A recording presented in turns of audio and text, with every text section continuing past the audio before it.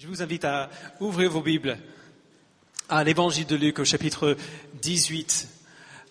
Donc dans les Bibles de l'Église, c'est sur la page 669, des Bibles blanches qui se trouvent sur les chaises autour de vous. D'ailleurs, si c'est votre première fois et vous n'avez pas de Bible à la maison, je vous invite à trouver une de ces Bibles blanches en papier et la ramener chez vous.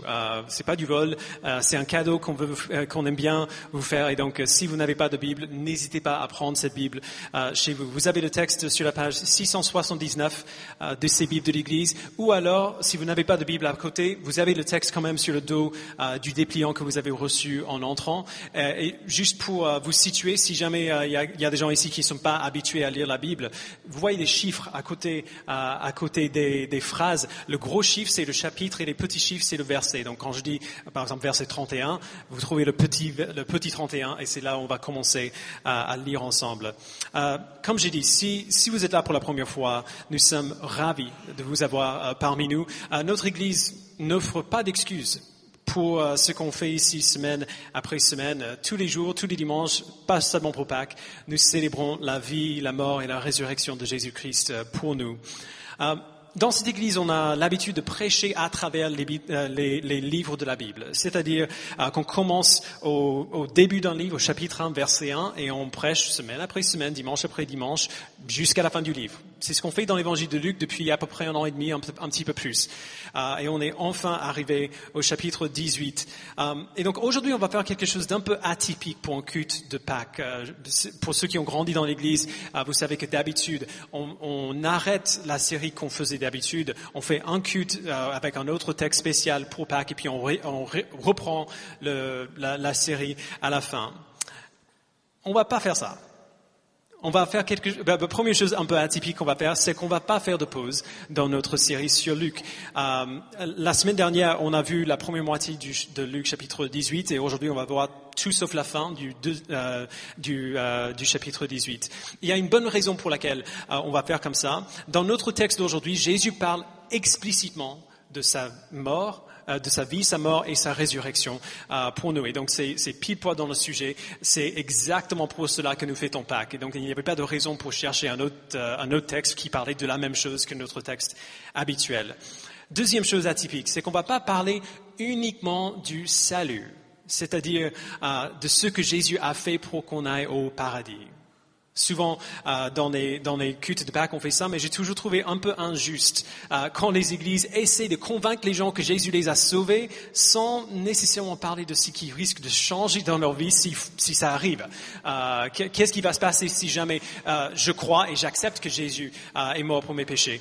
Comme tout chrétien peut vous dire, l'Évangile englobe beaucoup plus que le fait d'aller au paradis. Beaucoup plus que le salut. Et donc on va commencer à ce que Jésus a fait pour nous, mais on ne va pas s'arrêter là, on va aller un peu plus loin. La dernière chose un peu inhabituelle qu'on va faire aujourd'hui, c'est qu'on va lire le texte à l'envers. Pas totalement à l'envers. C'était le passage du jour est sur Luc chapitre 18, versets 18 au 34, et on va lire les versets 31 à 34 d'abord. Et ensuite, on va revenir sur nos pas pour lire les versets 18 et 30, 18 jusqu'au verset 30. Et la raison est simple. Si vous avez déjà lu les 17 premiers chapitres de cet évangile, vous savez plus ou moins ce que Jésus est venu faire. On a déjà parlé de ça plein de fois depuis le début de cette série. Si ce n'est pas le cas, si vous entrez dans le livre un petit peu au milieu d'un livre, vous savez très bien qu'on ne commence pas un livre au milieu. On commence au début pour savoir ce qui vient avant. Du coup, dans les versets 31 à 34, Jésus explique tout cela. Il explique la raison pour laquelle il est venu. Et du coup, c'est par là qu'on va commencer pour ne pas être perdu dans la première partie. Donc, dans ce texte, dans le chapitre 18, Jésus est en route vers Jérusalem avec ses disciples. Et en route, il rencontre toutes sortes de personnes différentes qui viennent vers lui pour l'entendre parler. Alors, il profite de ces occasions pour leur enseigner. Et le chapitre 18 a lieu pendant une de ces discussions sur la route. Au verset 31. Donc je vous invite à la trouver. Au verset 31, Jésus prend ses disciples, ces 12 hommes qu'il a choisis pour le suivre, et il les prend un petit peu à part pour leur parler d'un sujet qui les concerne. Et donc on va lire le texte petit à petit, je vous dirai quand on lit. Donc premièrement, verset 31. Jésus prit les 12 avec lui et leur dit, Nous montons à Jérusalem et tout ce qui a été écrit par les prophètes au sujet du Fils de l'homme va s'accomplir. Okay? Donc, Jésus va avec ses disciples vers Jérusalem, le lieu central du judaïsme. Et il fait ça depuis déjà plusieurs chapitres. Et il y va pour une raison. Il va à Jérusalem pour une raison précise, c'est-à-dire la fête de la Pâque arrivait à ce moment-là. La Pâque pour les Juifs, c'est pas la même chose que la fête de Pâque pour les chrétiens aujourd'hui. La Pâque, c'est une des plus grandes fêtes dans le judaïsme. C'est une fête pour commémorer comment Dieu a sauvé le peuple d'Israël de l'esclavage en Égypte. Et au jour de la Pâque, les gens qui vivaient dans les environs autour de Jérusalem faisaient souvent des pèlerinages, des voyages à Jérusalem pour célébrer la Pâque ensemble. Jérusalem, c'était un peu le point central pour le judaïsme. Et donc, c'est ce que Jésus va faire. Il va à Jérusalem avec ses disciples pour fêter la Pâque avec eux. Mais ce n'est pas la seule raison pour laquelle il y va. Il y va, il dit, afin que tout ce qui a été écrit par les prophètes au sujet du Fils de l'homme, donc Jésus, c'est le Fils de l'homme, s'accomplissent. Alors de quoi il parle? Les prophètes avaient prophétisé, avaient prédit qu'un jour, Dieu enverrait un Messie, un sauveur héroïque. Les Juifs croyaient, et croient encore aujourd'hui d'ailleurs, que ce Messie serait une figure politique ou militaire, quelqu'un qui arriverait et qui retournerait l'ordre politique établi pour les sauver de l'oppression. Mais en pensant cela, les Juifs avaient raté une chose qui est déjà dans leur Bible d'ailleurs. Dans Ésaïe 53, donc un chapitre de la Bible juive ou l'Ancien Testament chrétien qu'on trouve dans la première moitié de nos Bibles, le prophète Ésaïe prédit non pas un Messie politique ou révolutionnaire ou militaire, mais un Messie souffrant. Quelqu'un qui viendrait pour sauver le peuple, qui prendrait leur place et qui subiraient leur douleur. Et donc, Ésaïe dit, je le mets sur le mur, Ésaïe chapitre 53, versets 4 à 6, il dit, « Pourtant, ce sont nos souffrances qu'il a portées. C'est de nos douleurs qu'il s'est chargé. Et nous l'avons considéré comme puni, frappé par Dieu et humilié. Mais lui, il était blessé à cause de nos transgressions, brisé à cause de nos fautes. La punition qui nous donne la paix est tombée sur lui. Et c'est par ces blessures que nous sommes guéris. Nous étions tous comme des brebis égarés. Chacun suivait sa propre voie. Et l'Éternel a fait retomber sur lui nos fautes, à nous tous. » Alors ce que Jésus dit ici, dans notre texte, c'est essentiellement « Je suis cet homme-là ». L'homme dont Ésaïe a parlé, c'est moi. Je suis le serviteur souffrant. Je suis ce Messie. Tout ce dont les prophètes ont parlé arrivera en moi, à mon arrivée à Jérusalem. Et ensuite, il commence à dire aux disciples de comment ça va se passer. Il leur dit précisément comment il allait porter leur souffrance, se charger de leur douleur, comment il allait se faire blesser pour leur transgression et briser à cause de leur faute. Et on voit cela au verset 32. En effet, il sera livré aux non-juifs. Donc il parle de lui-même quand il dit lui, le Fils de l'homme. Il sera livré aux non-juifs. On se moquera de lui. On l'insultera, on crachera sur lui. Et après l'avoir fouetté, on le fera mourir. Le troisième jour, il ressuscitera. En quelques mots, nous avons dans ces deux versets tout le message de Pâques. C'est tout ce qu'on célèbre et on fête tous les ans à l'église quand on célèbre la Pâque.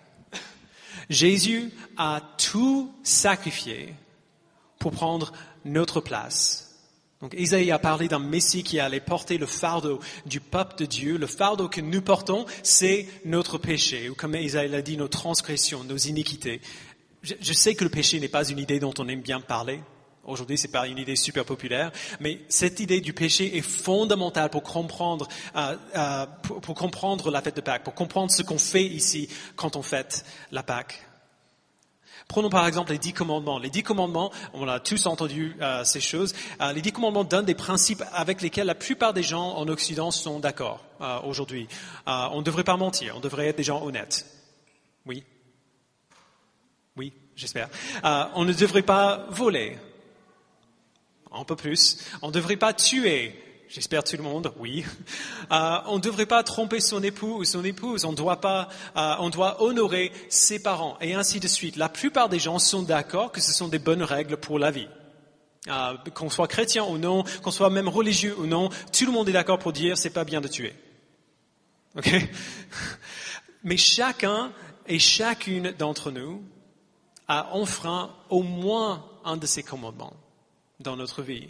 On a tous menti. On n'a peut-être pas tous tué quelqu'un, mais on a tous menti. On a tous, la plupart d'entre nous, volé quelque chose à un moment de nos vies. On a tous déshonoré nos parents, jeunes de cette église, on est d'accord? Oui. Personne n'a parfaitement obéi au commandement. Et c'est ça toute l'idée. C'est ça tout le problème. Dieu dit qu'il est un Dieu absolument saint. Absolument juste. Les 10 commandements donnent une sorte de descriptif condensé du caractère de Dieu, ce à quoi il ressemble. Il est parfaitement honnête, parfaitement juste, parfaitement pur. Et il nous a créés à son image pour vivre comme des versions miniatures de lui-même, en quelque sorte, pour le glorifier en vivant comme lui, en lui ressemblant de plus en plus dans notre vie. Mais le problème, c'est que personne n'a fait ça. Personne n'a vécu de manière parfaitement cohérente avec le caractère de Dieu. Personne n'a été à la hauteur du standard de sainteté de Dieu, de perfection morale. Le péché, littéralement, veut dire rater le cible. La cible, c'est la sainteté, la perfection morale, et nous l'avons tous raté, sans aucune exception. Et la plus petite déviation de cette cible, d'être saint comme Dieu est saint, nous sépare de lui. Si on n'est pas sur la cible, on est ailleurs. On est à côté. Et puisque Dieu est infiniment saint, infiniment digne de notre dévotion, la plus petite déviation de sa sainteté mérite la colère infinie contre nous, la séparation éternelle de Dieu. Puisque Dieu est infiniment saint, il est en colère contre tout péché, quelle que soit la taille ou la gravité qu'on imagine. Puisque Dieu est juste, il doit absolument punir tout péché. Comme on dit, c'est la mauvaise nouvelle qui rend nécessaire et possible la bonne nouvelle. La bonne nouvelle, c'est que la Bible nous dit aussi que Dieu est amour. Il est miséricordieux, il est compatissant, il doit punir le péché puisqu'il est juste, mais il ne veut pas punir son peuple pour ce péché-là. Parce qu'il nous aime. Il ne veut pas nous punir, mais il doit punir notre péché. Et donc, il a trouvé un moyen pour faire les deux en même temps, pour rester juste et punir le péché, sans nous punir nous-mêmes. Il a envoyé Jésus pour prendre notre place. Jésus, le Fils de Dieu, lui-même est devenu homme. Il a vécu la vie parfaite que nous ne pouvions pas vivre et il a vécu à notre place, comme un remplaçant pour nous tous. Il a pris sur lui-même la punition que nous méritons pour notre péché et il a fait à notre place. Il a été faussement accusé, comme il dit, torturé, cloué sur une croix et il a subi une mort agonisante, séparé de Dieu le Père. Il a reçu ce que nous méritons. Il a pris sur lui-même ce qui était à nous de porter. Et 3 jours après, il est ressuscité d'entre les morts. Et c'est ça qu'on fête le jour de Pâques. Jésus a vaincu la mort. Il a vaincu le péché et il a appliqué cette œuvre de substitution à ses enfants. Nos péchés maintenant sont déclarés punis par Dieu parce qu'ils ont été punis à la croix dans la personne de Jésus-Christ. Et nous, en retour, nous sommes déclarés par Dieu parfaitement saints, parfaitement justes, non pas à cause de nous-mêmes, non pas parce que nous sommes saints ou justes, mais parce que Jésus a vécu la vie que Dieu nous appelle à vivre et nous a donné sa vie parfaite. Maintenant, quand nous nous présentons devant Dieu, si nous avons la foi en son Fils, Dieu ne voit pas notre péché parce que ce péché a été mort à la croix, mis à mort à la croix avec Jésus. Il voit la vie parfaite de son Fils que nous portons comme un manteau. Il a été blessé à cause de nos transgressions, brisé à cause de nos fautes. La punition qui nous donne la paix est tombée sur lui et c'est par ses blessures que nous sommes guéris. Jésus a reçu ce que nous méritons et il nous a donné ce qu'il mérite. Il a tout sacrifié afin que nous vivions. Cette vérité n'est pas seulement appropriée pour Pâques. Cette vérité, c'est le message de Pâques. C'est tout le message. C'est pour cela qu'on fête aujourd'hui. C'est la vérité centrale de la foi chrétienne. Et si c'est vrai, si ce message est la vérité, ça change absolument tout.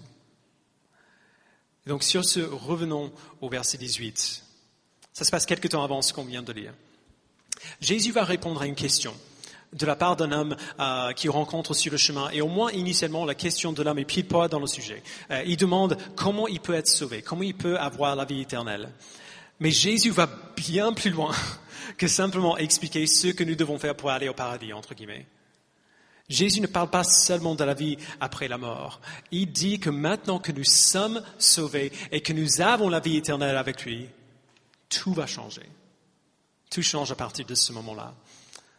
Donc, verset 18. Un chef interrogea Jésus et dit, « Bon maître, que dois-je faire pour hériter la vie éternelle ?» Jésus lui répondit, « Pourquoi m'appelles-tu bon ? Personne n'est bon si ce n'est Dieu seul. Tu connais les commandements, tu ne commettras pas d'adultère, tu ne commettras pas de meurtre, tu ne commettras pas de vol, tu ne porteras pas de faux témoignages, honore ton père et ta mère. » J'ai respecté tous ces commandements depuis ma jeunesse, dit-il. Alors on va s'arrêter là pour l'instant. On ne sait pas beaucoup sur ce chef qui vient voir Jésus, sauf qu'il est très riche, on voit par la suite. Mais nous pouvons voir qu'au moins d'une manière, il est comme presque tout le monde. Il veut savoir vaincre la mort. Il veut savoir éviter le passage de la mort que nous craignons tous. Et avant que Jésus réponde à sa question, il dit quelque chose d'intéressant. Il pose une question en retour. Il ne répond pas tout de suite. L'homme l'appelle « bon maître », entre guillemets, et Jésus dit « Pourquoi m'appelles-tu bon ? Personne n'est bon si ce n'est Dieu seul. » Alors évidemment, Jésus ne dit pas qu'il n'est pas bon, mais cet homme ne sait pas encore que Jésus est Dieu. Il ne sait pas encore que quand il dit « personne n'est bon à part Dieu seul », qu'il parle de lui-même aussi. Alors du coup, Jésus essaie de réorienter l'attention du chef de lui-même et vers Dieu. Dieu est la seule vraie source de bonté, il dit. Et qu'est-ce que Dieu dit ? Eh bien, Jésus résume la loi que Dieu a donnée à son peuple dans le désert avec Moïse, en lui donnant une sélection des 10 commandements, les mêmes qu'on a vus tout à l'heure. Ne trompe pas ton épouse, ne tue pas, ne vole pas, ne mens pas, honore tes parents. Et donc le chef qui est apparemment assez religieux, il se dit, génial, ça... Je connais la bonne réponse à cette question. Je sais répondre.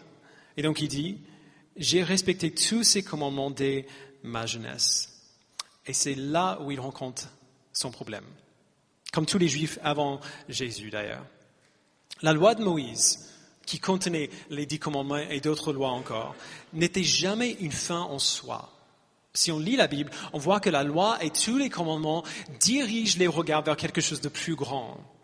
Il n'était pas là seulement pour donner de l'ordre à la société et à la louange juive. La loi et les commandements dirigeaient les regards vers qui Dieu est.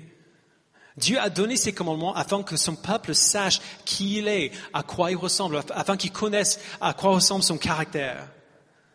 Et pour toute leur connaissance des commandements, la chose fondamentale que tout le monde avait ratée, c'est ce qui vient après ça.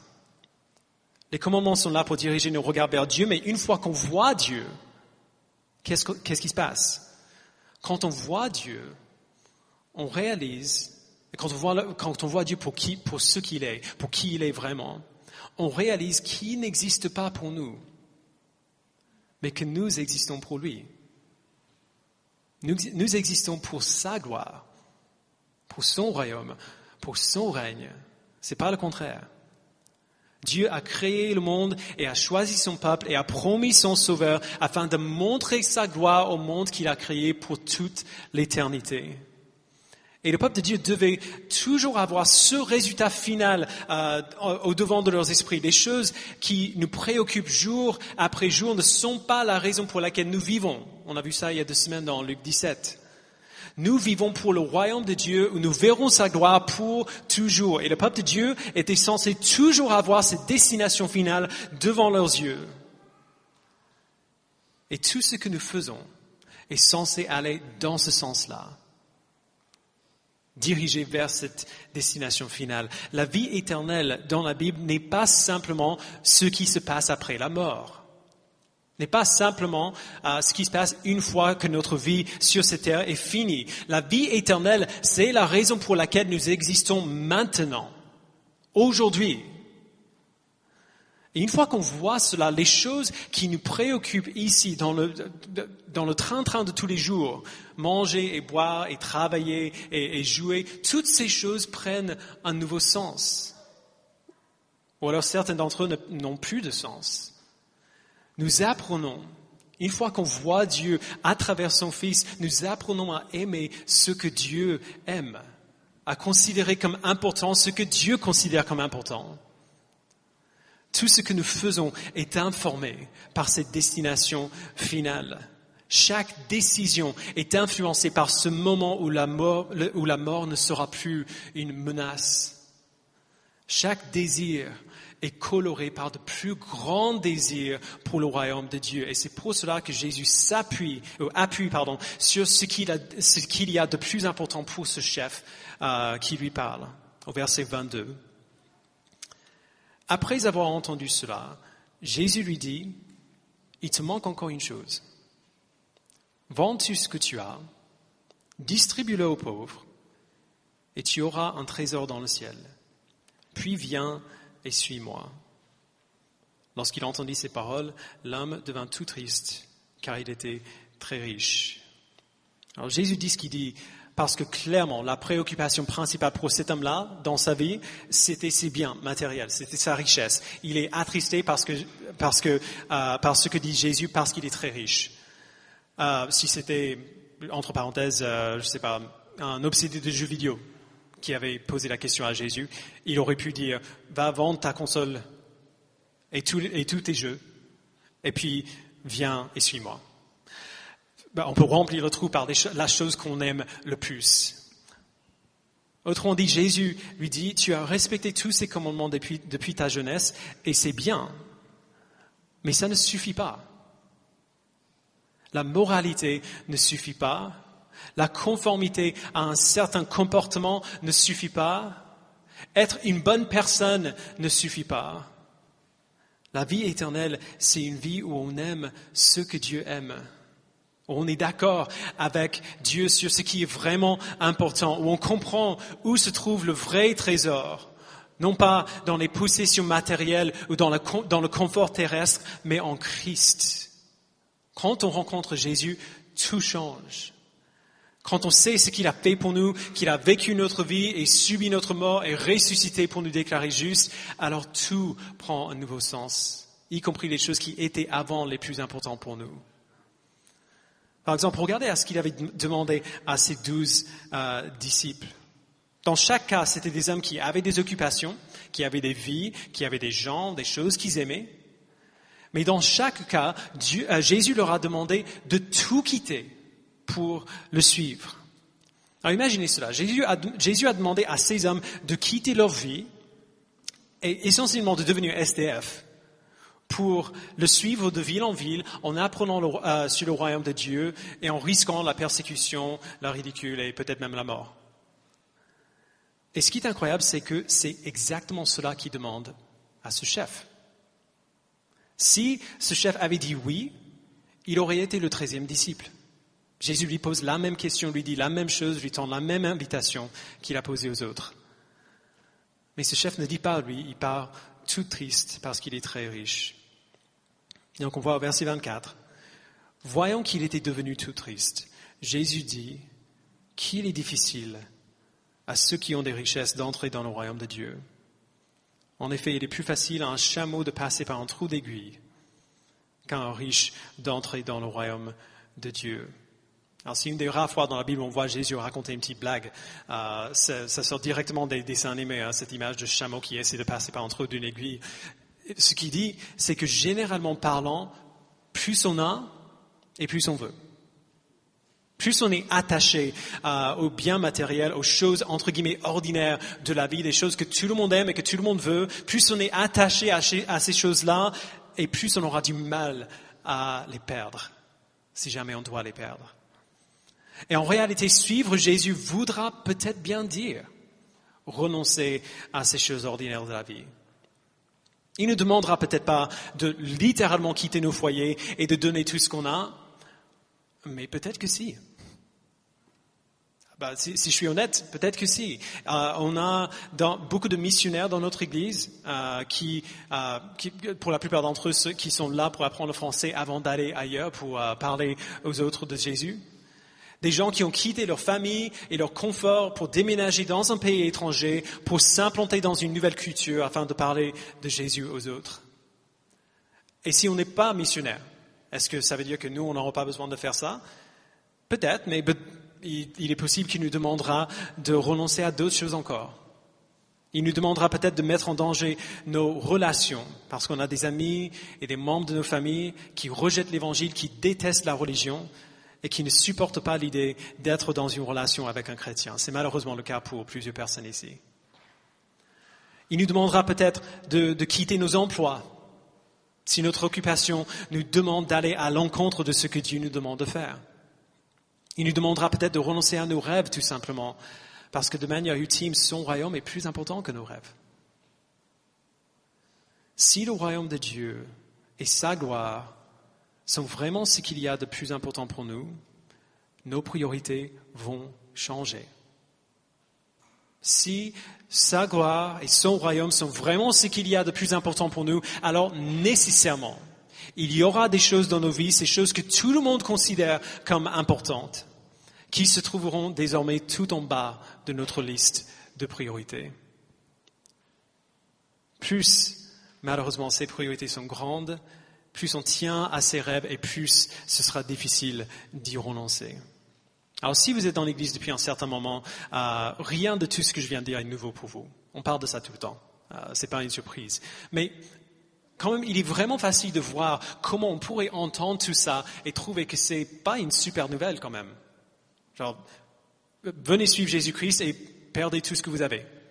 Potentiellement. On peut voir pourquoi ce serait difficile à avaler cette invitation-là. On ne veut pas renoncer à tout. Personne ne veut tout perdre. Les gens qui écoutaient Jésus, à ce moment, évidemment, ils avaient la même pensée. Ils se disaient la même chose. On voit leur réponse au verset 26. Ceux qui l'écoutaient dire, qui peut donc être sauvé? Ou qui donc peut être sauvé? Si c'est comme ça, on est fichu.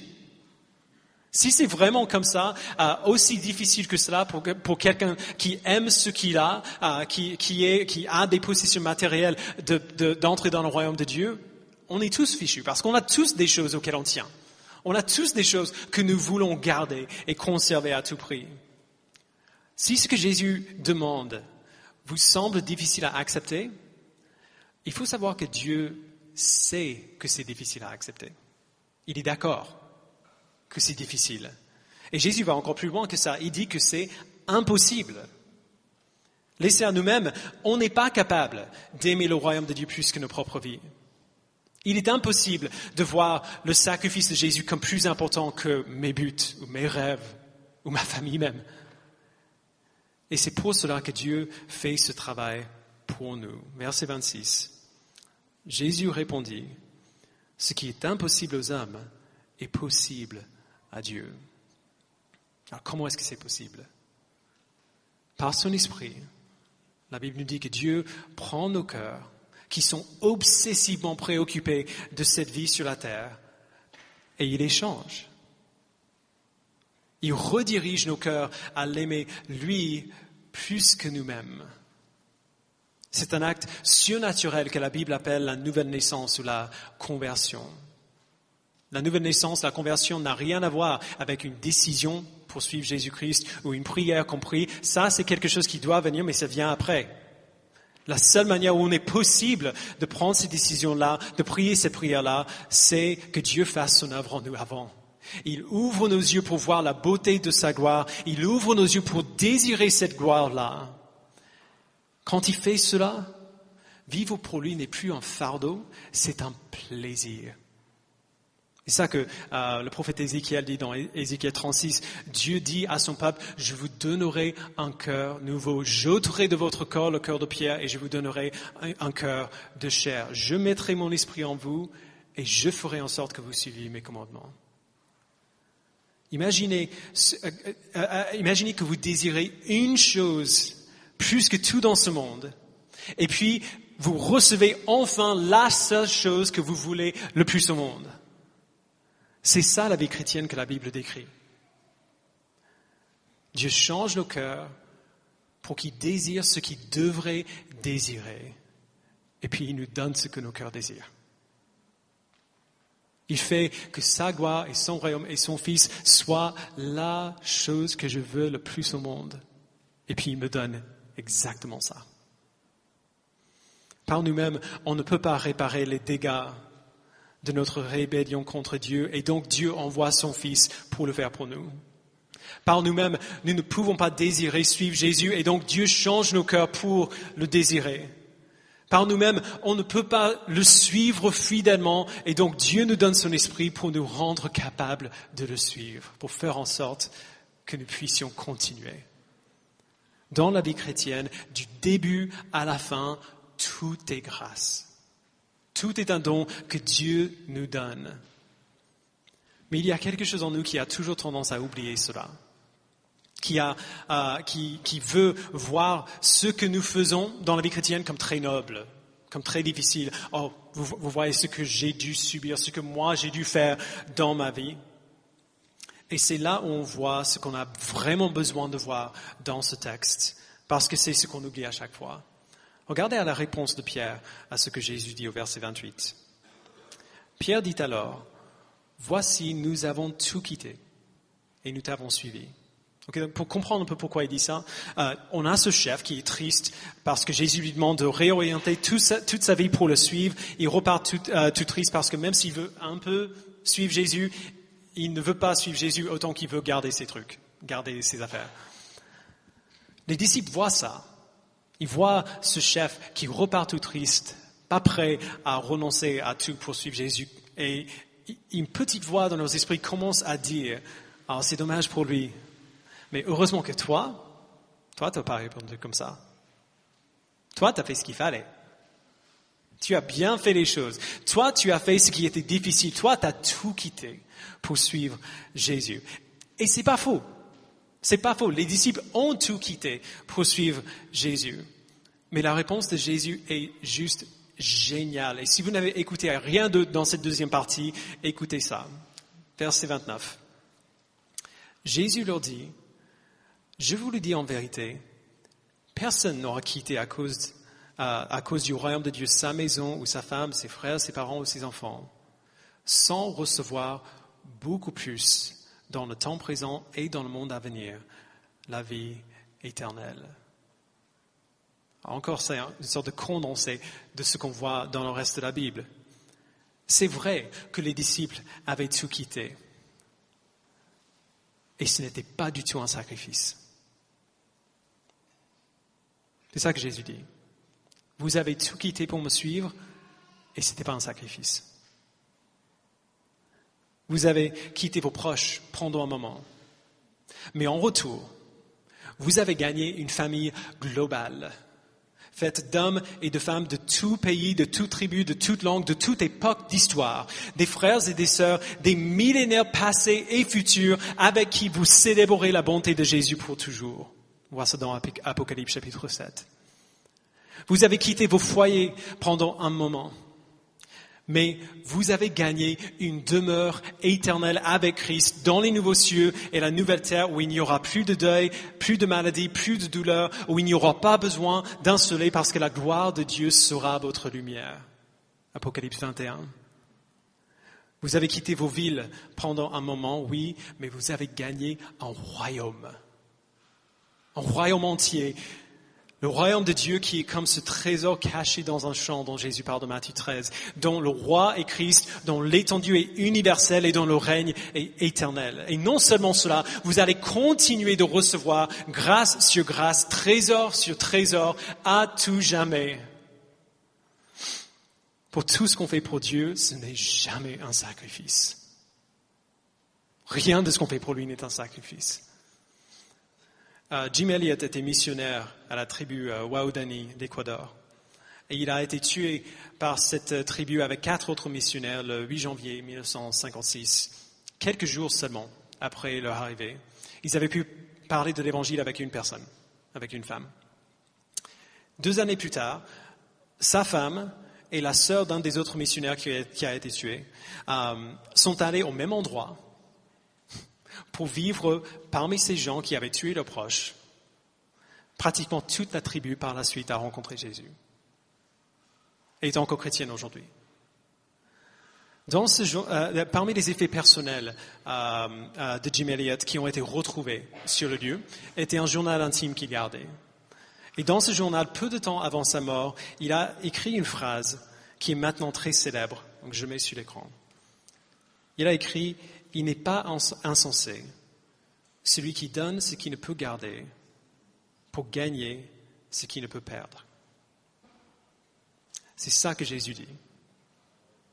Pierre dit qu'ils ont tout quitté pour le suivre et Jésus répond « Mais Pierre, arrête.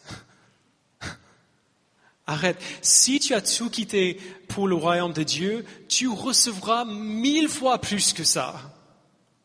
Et la vie éternelle par-dessus tout. Arrête de parler de tout ce que tu as perdu. Regarde à ce que tu as reçu. Par rapport à ce que tu as renoncé, à ce que tu as reçu, ce à quoi tu as renoncé n'est rien. C'était pas un sacrifice. C'était la meilleure affaire de l'histoire humaine. La vérité merveilleuse de ce texte devrait nous frapper ce matin en particulier. Pour tout ce à quoi nous renonçons pour suivre Jésus, nous ne sacrifions strictement rien. Quelle que soit cette chose que nous perdons pour lui. Pour tout ce que nous perdons, nous recevons infiniment plus. Mais pour nous donner la vie éternelle, Jésus a tout sacrifié. Comme on a chanté tout à l'heure, on n'imagine pas un roi qui s'incline devant ses sujets. Un Dieu qui se laisse tuer par les personnes qu'il a créées afin de les sauver. Il a sacrifié son confort, son bonheur au paradis pour devenir l'homme de douleur d'Ésaïe. Habitué à la souffrance, il a été faussement accusé, torturé et tué. Il est venu pour être blessé à cause de nous, à cause de nos transgressions, pour être brisé à cause de nos fautes, pour souffrir la punition que nous méritions, la punition qui nous donne la paix. Il a porté nos blessures afin que nous soyons guéris. Les amis, nous ne sacrifions pour rien pour Jésus. Il a tout sacrifié pour nous. Et trois jours après ce sacrifice, il a été ressuscité et vu par des centaines de témoins oculaires qui ont parlé à Luc de ce qu'ils ont vu. Donc la résurrection de Jésus nous a donné la preuve définitive que lorsqu'il a pris nos péchés sur lui-même à la croix, ça a marché. Genre la raison pour laquelle il est allé à la croix, cette raison est satisfaite, accomplie. La colère de Dieu est satisfaite. Il ne reste plus de colère pour nous parce que Jésus l'a tout porté pour nous. Comme on a vu au début, Jésus a dit à ses disciples que tout cela allait bientôt arriver. Ils ne sont pas encore à Jérusalem, ça arrive. Mais regardons au tout dernier verset de notre texte ce matin, au verset 34. Donc il vient de leur parler de tout ce qui va arriver quand ils arriveront à Jérusalem. Et on voit verset 34. Mais les disciples ne comprirent rien à cela. C'était pour eux un langage obscur, des paroles dont ils ne saisissaient pas le sens. Pour tout ce qu'ils ont compris, quand Jésus a parlé de sa mort et de sa résurrection, les disciples ne le comprenaient pas. Pourquoi? C'est un peu normal, ça ne s'est pas encore passé à ce moment-là. Quand il parle de la mort et de la résurrection du Fils de l'homme, ils ne comprennent pas exactement de quoi il parle parce que ce n'est pas encore le cas. Jésus est encore vivant devant leurs yeux. Mais bientôt, très bientôt, Ils arriveront à Jérusalem et ils verront tout cela de leurs propres yeux. Ils ne comprennent pas pour l'instant, mais ils comprendront bientôt.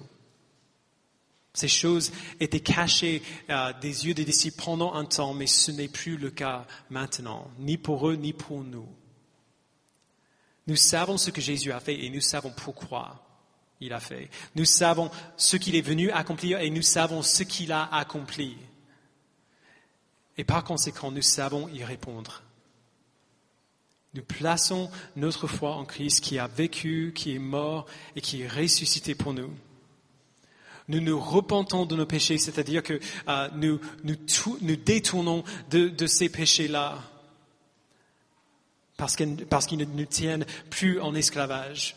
On les confesse devant Dieu, on lui demande pardon pour ces choses et nous nous engageons à mettre ce péché à mort par son esprit à partir de maintenant. C'est aussi simple que ça.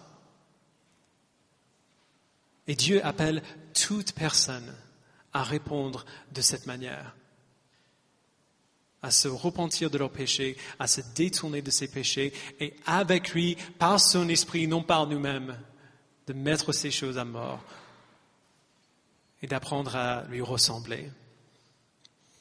Donc si vous êtes là ce matin et vous ne connaissez pas encore Jésus, Dieu vous appelle à faire ça.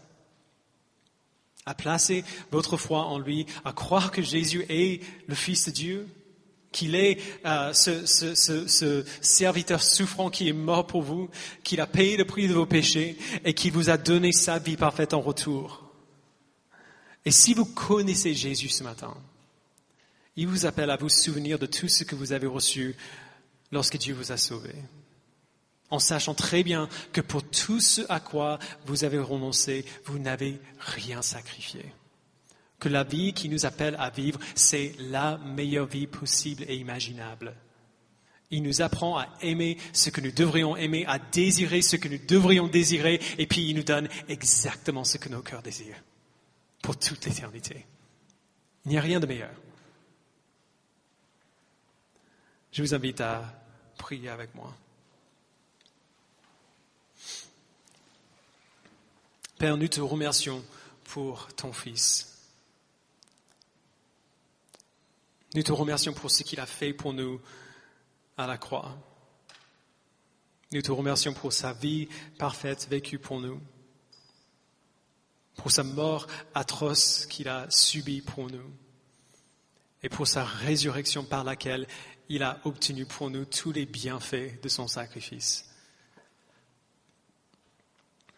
Je prie, Père, que si nous avons encore des doutes sur la véracité de cet évangile, que tu puisses nous convaincre. Et c'est toujours un acte totalement surnaturel, inexplicable que tu fais en nous, pour nous convaincre qu'une histoire aussi folle est la vérité. Je prie que tu fasses cela. Et je prie pour nous qui te connaissons, que tu nous donnes de voir tout ce à quoi tu nous appelles, tout ce que tu nous appelles à faire et tout ce que tu nous appelles à perdre ou à laisser derrière nous pour te ressembler.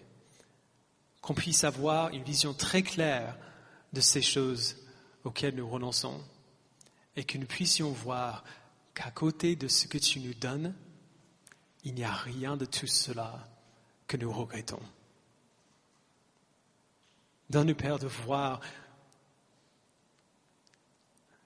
que tout ce que tu nous donnes est infiniment, est tellement meilleur que ce que nous perdons.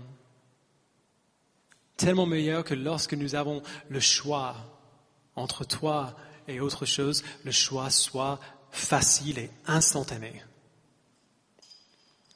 Merci, Père, pour ton Fils. Donne-nous de l'aimer, de le célébrer aujourd'hui, de nous réjouir dans ses promesses et de vivre pour lui, non pas sous contrainte, non pas comme un fardeau que nous devons porter avec difficulté, mais avec beaucoup, beaucoup de joie et de plaisir à te connaître. C'est ainsi que nous portons ton fardeau léger. Merci, Père. Au nom de Jésus, nous le prions. Amen.